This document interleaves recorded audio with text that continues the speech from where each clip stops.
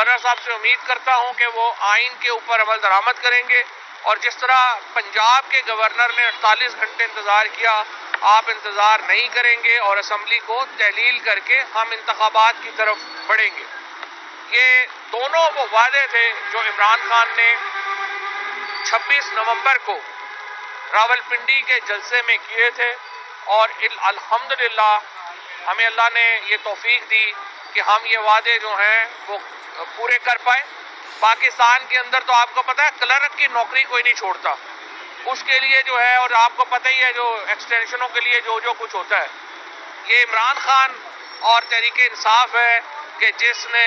2 حکومتوں کو ٹھوکر ماری اور کہا کہ ہم عوام کے پاس جائیں گے ووٹ لینے، اور یہ تحریک انصاف کا اعتماد ظاہر کرتا ہے عوام کے اوپر۔ یہ تحریک انصاف کے اس کانفیڈنس کی علامت ہے جو ہم پاکستان کے عوام کے اوپر رکھتے ہیں، اور جو سپورٹ پاکستان کے عوام میں اس وقت تحریک انصاف کی ہے، یہ اس کا ایک اظہار ہے۔ لہٰذا آج دونوں اسمبلیاں، پنجاب کے بعد خیبر پختونخوا اسمبلی جو ہے وہ بھی تحلیل ہو جائے گی۔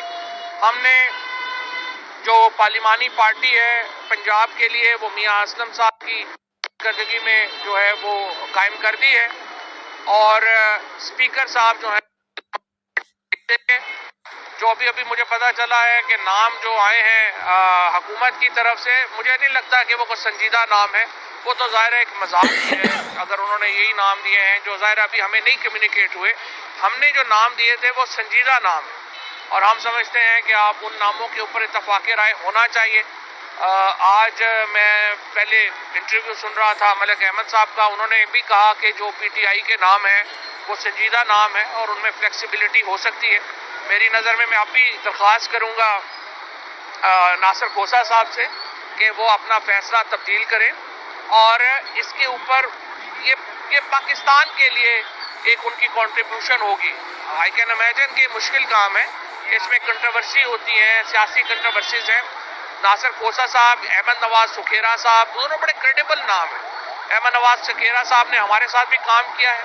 اور وہ موجودہ حکومت کے کیبنٹ سیکرٹری ہیں، تو آپ امیجن کر سکتے ہیں کہ وزیر اعظم کا بھی انہیں پوری طرح اعتماد حاصل ہے۔ اور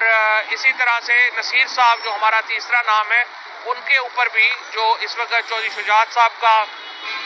اور جو باقی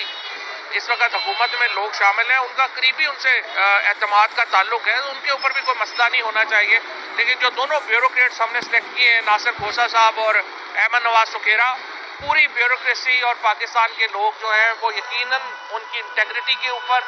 ان کی جو ایک قد ہے پاکستان کی سول سروس کے اندر، اس سے واقف ہیں، اور میرے خیال میں وہ ان میں سے اگر کسی پہ بھی اتفاق ہو جائے یہ بڑا خوش آئند ہوگا، اور ہم اس کے اوپر جو ہے وہ آگے بڑھیں۔